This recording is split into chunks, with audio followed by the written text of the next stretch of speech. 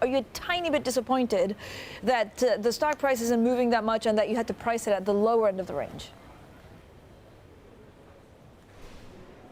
So first of all, thank you very much. It feels really good to be here at this very important day for us. The market environment is like it is, and we were able to make this IPO and got now dual listed in Stockholm and in Frankfurt. So it makes us very proud.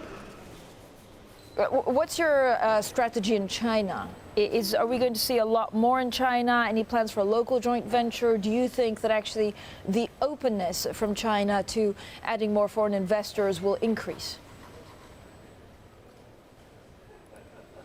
We have a very good and very decent partnership with Sinotruk. That's number 3 in the heavy-duty truck market in China. We are owning 25.1% shares with them, of them. It's a Hong Kong-listed company.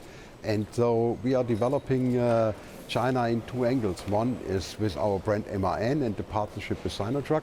And the other one is Scania, where it's our premium truck brand, and we are developing their own dealers that owned by Scania. We are the only manufacturer who is doing this. So we are following more or less the same Europe, like we are doing it, the European strategy when it comes to these 2 brands. And we see the potential for European trucks in China really growing, because the transportation efficiency is much higher than in the local productions. Yeah. So we have a good customer base that's growing, and so we can be very successful. By how much do you see it growing in the next 5 to 10 years in China? This depends on the market development, but this is basic is always a growth potential there. We started once with 2,000, to give you an example for the brand Scania, with 2,000 trucks. This year we are selling 4,500, and the next 5 years it could be easily doubled or tripled the volume. It depends not so on the market development overall, it's the necessity to improve the logistic efficiency, and that's one of the Chinese government's target, and I think we can contribute to this with the right products, with more efficiency in transportation. Mr. Renschler, how difficult will expansion in the U.S. be for your brand, given that it's a quite saturated market, it's a very competitive market, and there's also possible tariffs coming up? The whole market in our industry is very competitive wherever you are in which region. So we established 2 years ago a strategic alliance with our partner there, with Navistar.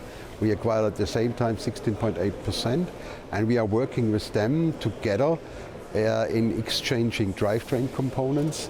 That means they will use in the future a lot of different drivetrain components from our overall Traton group, and that makes them more successful, and we can participate in the economic of scale. So our global champion strategy is based on, like we call it, smart partnerships.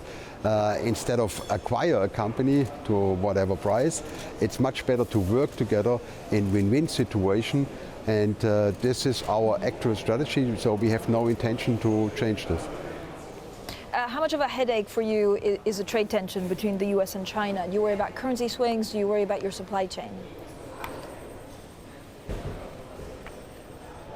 Can you repeat it? I was not able to get it really.